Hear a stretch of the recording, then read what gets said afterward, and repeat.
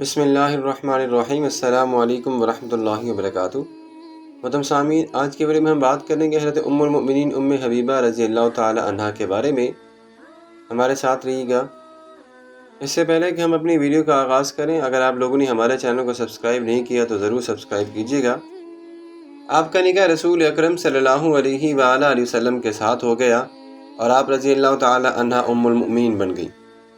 آپ رضی اللہ تعالی عنہا کا تعلق قریش کے مشہور خاندان سے تھا اور آپ کا حقیقی نام رملہ تھا۔ آپ رضی اللہ تعالی عنہ کے والد ابو سفیان اور والدہ صفیہ بنت الاس تھیں۔ بعض مورخین نے یہ بھی کہا ہے کہ آپ کا نام رملہ اور بعض نے ہند بھی لکھا ہے۔ آپ رضی اللہ تعالی عنہ رسول اکرم صلی اللہ علیہ وآلہ وسلم کی بعثت سے 17 سال پہلے پیدا ہوئیں اور آپ اسلام کے شروع میں ہی مسلمان ہو گئی تھیں۔ آپ کا پہلا نکاح عبید اللہ بن جاش سے ہوا تھا۔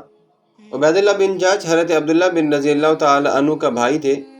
عبید اللہ بن جاش نے حبشہ میں ام حبیبہ رضی اللہ تعالی عنہ کے ساتھ ہجرت کی تھی اور وہاں ان کی لڑکی حبیبہ پیدا ہوئی تھی، جس کے نام پر ان کی کنیت ام حبیبہ مشہور ہو گئی تھی۔ محترم سامعین، حبشہ میں عبداللہ بن جاش نے مرتد ہو کر عیسائیت اختیار کر لی اور شراب و کباب میں منہمک ہو کر اپنی جان ضائع کر دی۔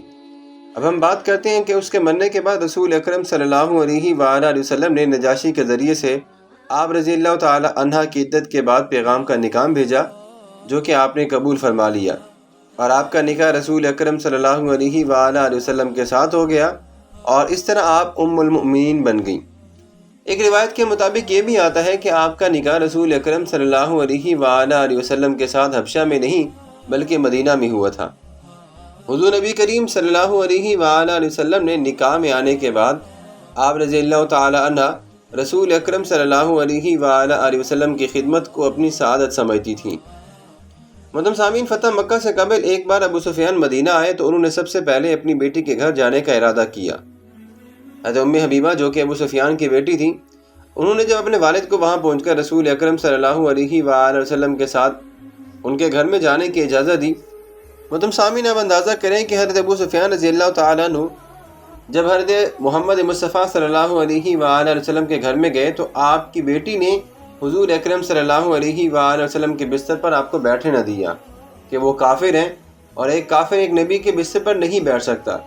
آپ رضی اللہ تعالیٰ عنہ حدیث پر نہایت شدت سے عمل پیرا ہوتی تھیں اور دوسروں کو بھی اس کی تاکید فرمایا کرتی تھیں۔ وفات کے وقت آپ رضی اللہ تعالیٰ عنہ نے حضرت عائشہ صدیقہ رضی اللہ تعالیٰ عنہ کو بلا کر ان سے عمدہ کلام کیا۔ آپ رضی اللہ تعالیٰ عنہ فطرتاً نیک سیرت تھیں۔ آپ کے بارے میں آتا ہے کہ آپ نے کئی احادیث بھی روایت کی ہیں اور آپ کا انتقال 44 ہجری میں ہوا۔ آپ کے بھائی معاویہ رضی اللہ تعالیٰ عنہ بن ابی سفیان اس وقت حکمران تھے۔ ابن عساکر کی روایت کے مطابق کہ آپ رضی اللہ تعالیٰ عنہ اپنے بھائی کو ملنے دمشق گئیں اور وہیں پہ آپ کا انتقال ہوا، اور بعض مورخین یہ بھی کہتے ہیں کہ آپ کی جو قبر مبارک ہے وہ بھی دمشق میں ہے۔ محترم سامعین، آپ رضی اللہ تعالیٰ عنہ سے بخاری اور مسند کے احمد حنبل کی روایات بھی موجود ہیں۔